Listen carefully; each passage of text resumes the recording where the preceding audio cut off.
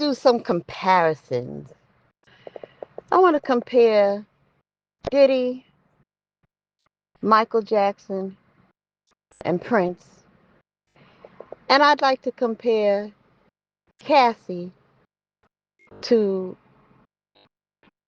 Diana Ross and Tina Turner. Ladies first, shall we? So I've been pondering some things. And through conversations or a conversation with a good friend of mine, we like to go back and forth and exchange ideas and opinions. And we started talking about Diana Ross. Now, Cassie should have asked the boss, Diana Ross, for some advice on how to snag the head of a record label millionaire slash billionaire. That's what she should have done. I mean, out of all them red carpets and award shows, has she ever been in the presence of Diana Ross? I would think so. She should have hightailed it over to her and got her phone number and called her and got some advice on how to do shit right. Because you see, Diana Ross and Cassie, one thing that they have in common is that they both were in a relationship with the head of the record label. So you had Diana Ross and Berry Gordy, who was the head of Motown, and you got Cassie and Diddy, who's the head of Bad Boy and head of a whole bunch of other shit. Sean John, whole lot of shit. Diddy had a lot more going on in terms of business than Berry Gordy did. But you got to look at the times, right? So Diana Ross snagged Berry Gordy, made sure she had a baby named Rhonda, you know, got what she wanted out of the situation because she was an opportunist, just like Cassie. She saw an opportunity and she went for the nigga at the top. Got a baby, came out from the Supremes and made it Diana Ross and the Supremes. Some real boss shit, right? Cassie tried to do the same thing. And Diana Ross didn't do a tenth of the shit that Cassie did. Matter of fact, Diana Ross never even dreamed of doing a tenth of what Cassie did. And I probably can tell you Berry Gordy never dreamed, or even, I'm sure, in all the decades that he's known Miss Ross, it has never crossed his mind to piss in her mouth. But see, Cassie tried to do like Diana Ross did. But Cassie sold her soul. You sell your soul when you don't have no boundaries. You sold you sold your soul when you got niggas pissing in your mouth. You sold your soul for a lifestyle that you thought you was gonna get with Diddy forever and ever and ever.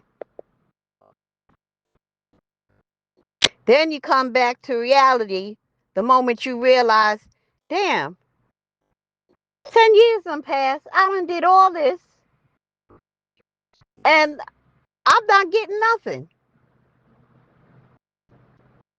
There was no Supremes, no backup singers or anything that she had to contend with.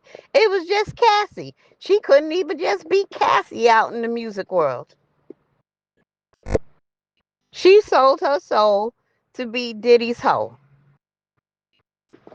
And when she realized nothing was coming out of this, that's when it was time to go. Right? And she left. And not soon after, you know, a couple of years, I guess, Diddy done had another baby.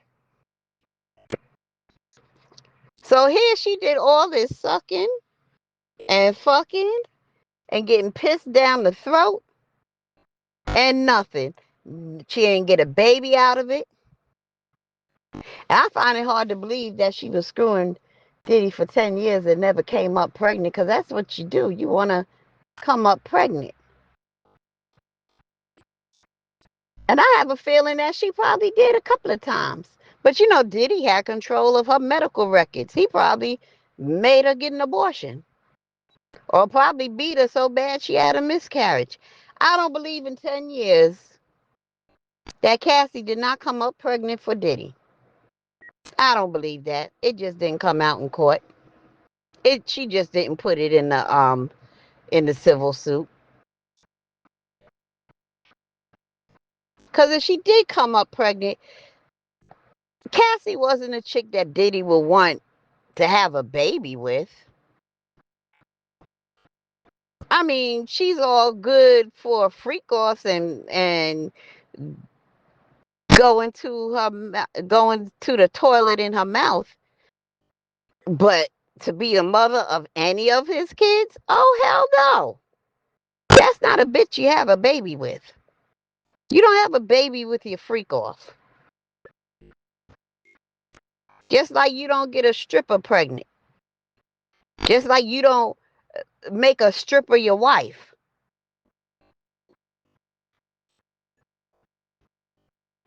But Cassie was too young, dumb, and full of cum to realize how he really felt about her. It took her 10 years to realize that it wasn't going anywhere except to a freak off. That was it. But Diana Ross did not have to lose her dignity, her pride, and she held up her boundaries. Now you want to say,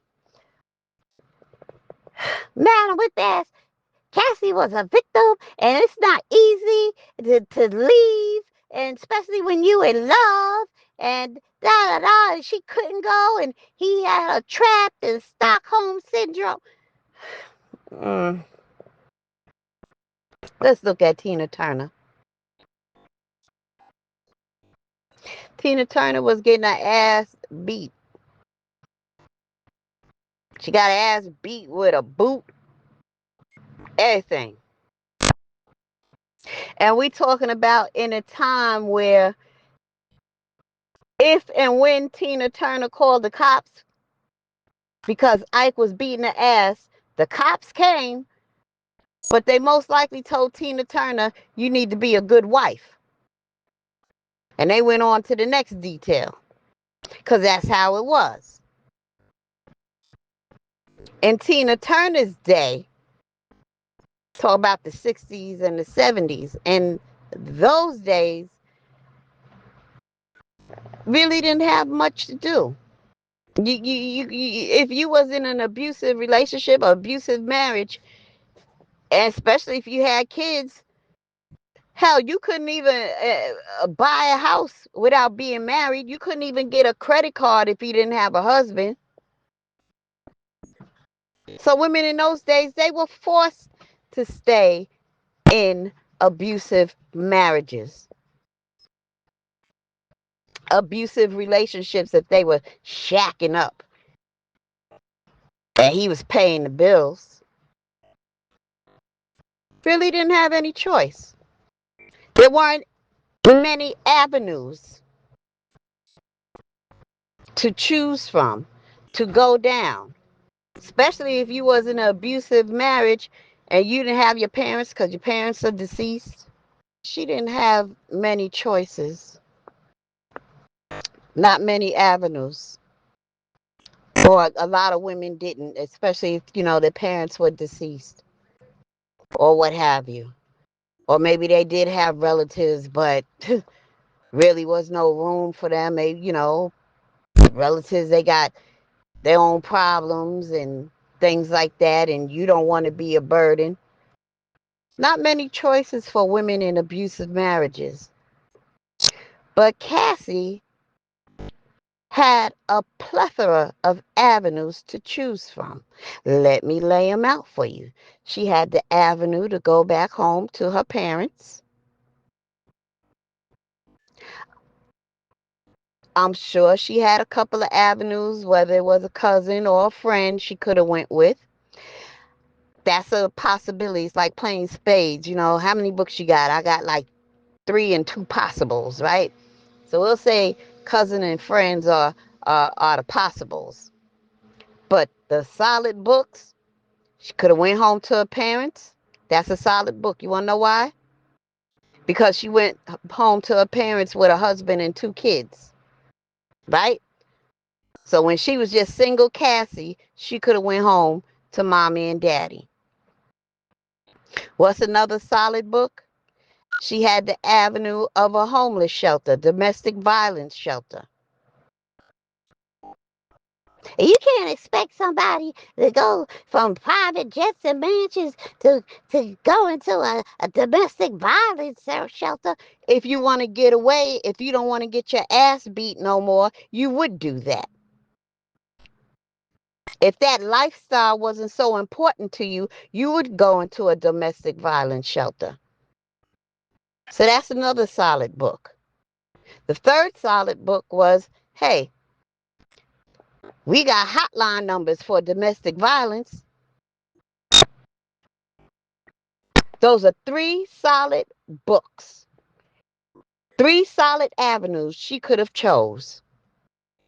But she didn't. You want to know why? Because she was addicted to the lifestyle.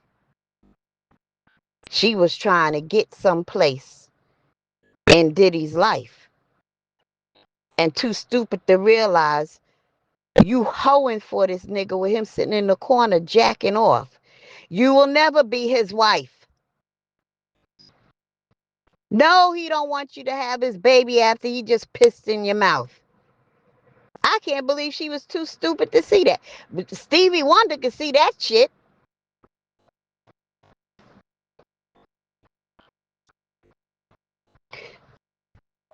When Tina Turner had enough and she had nowhere as far as parents or family members or whatever, you know what she did? You remember what she did, right? She waited till Ike went to sleep and she ran to a hotel with 36 cents in her pocket. And she went to the manager and said, Mr. Please, I am Tina Turner. I only have 36 cents.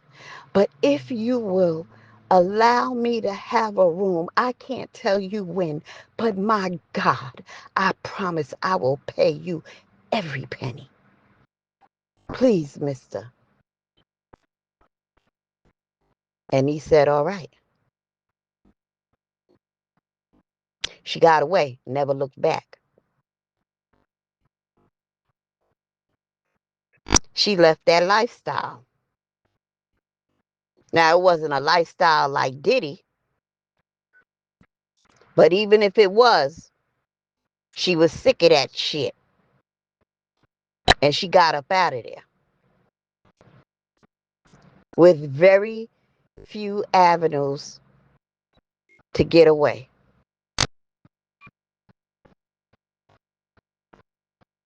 Now, let's talk about Diddy, Michael, and Prince. You see,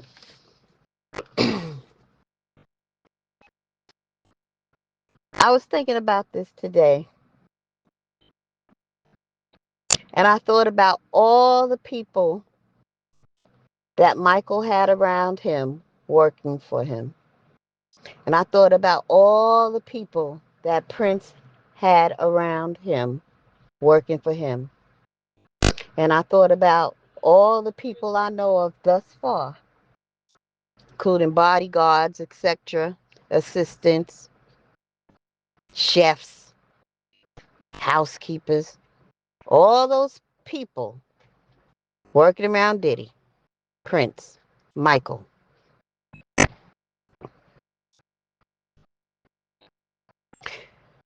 Michael and Prince were in the same boat in the same water. Diddy was in the same water with Michael and Prince, but in a different boat. You see, Michael and Prince had yes people around them. And those yes people weren't particularly after the lifestyle of Mike and Prince. Like, hello, like the people around Diddy. The yes people around Michael and Prince were just trying to keep their own lifestyle in terms of paying the bills and, you know, living, keeping up their own lifestyle. And so the people around Michael and Prince were allowing Michael and Prince to be detrimental to themselves. Meaning, for instance, Michael, I'm sure the chef and the maids saw people bringing in oxygen tanks upstairs in Michael's bedroom and shit. I'm sure they seen the big milk containers full of Michael's piss. You see them bringing me. If I'm working for Michael Jackson and I see once a week they bringing in 5 oxygen tanks, I mean, what the fuck? And there's no way me being a staff, a house staff under Michael Jackson, and I saw that shit. I gotta clean his room. What the fuck? He got milk containers full of piss for? Is that piss? That's Michael Jackson piss. What the fuck is going on here? Why is this doctor up here? What are all these tubes and the fucking IV? What the fuck going on here? And once I would have realized what was happening, yo, this nigga can die from some shit like this. See, I would have had to speak up. I'd have been out of a job, but I would have just had to trust in the Lord that He would provide and give me another job. But there's no way I would stand there and watch this man slowly kill himself, and nobody won't say, "Hey, Mike," or call somebody other than that quack doctor, Conrad, whatever his name was, and say, "This is what's going on." So, same thing with Prince. They knew he had a drug problem. They, meaning the staff, the people around him. But in order to keep getting that check so they can pay their bills, turn a blind eye and don't say shit. Me, if I was Prince's staff, I just would have been out of a job because I'd be like, nigga, you got a drug problem. You are fired. Oh, well. See ya. Please escort Madamwhipass through the gates. Bye, nigga. But I'm not going to sit here and watch you kill yourself and not say nothing and not try to help you.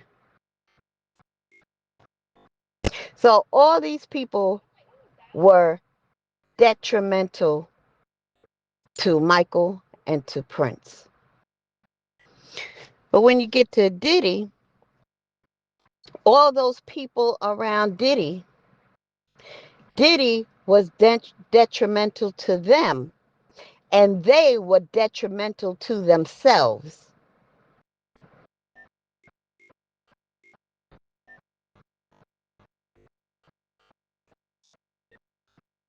And they wanted to remain in that lifestyle of private jets and all of this stuff. They sold their souls. And in my opinion, they're all trash. Diddy trash, $1 million trash.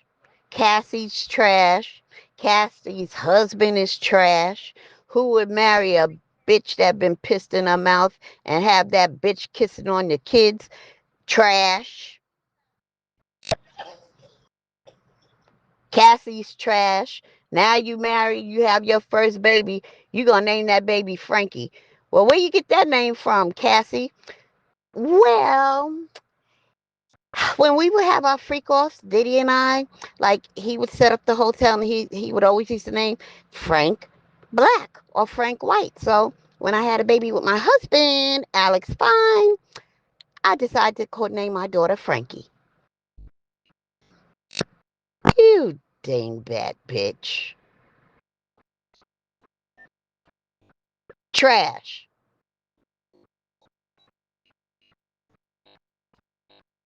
And you know, trash plus trash.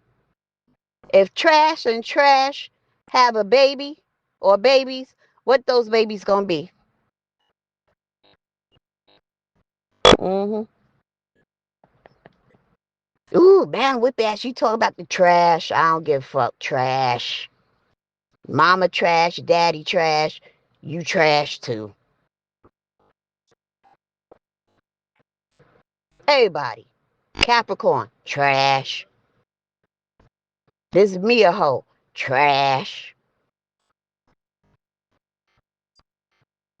Diddy's kids, trash. I'll be sure, son, trash. Kim Porter, trash. Janice Combs, trash. They're all trash.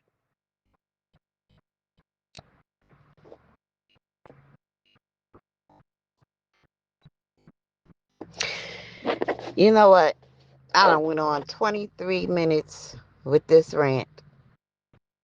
Now, I'm not saying I'm right, but I ain't wrong. And the bottom line is, it's just my opinion. And you know what they say, opinions are just like assholes. Everybody got one. So there goes mine. Peace.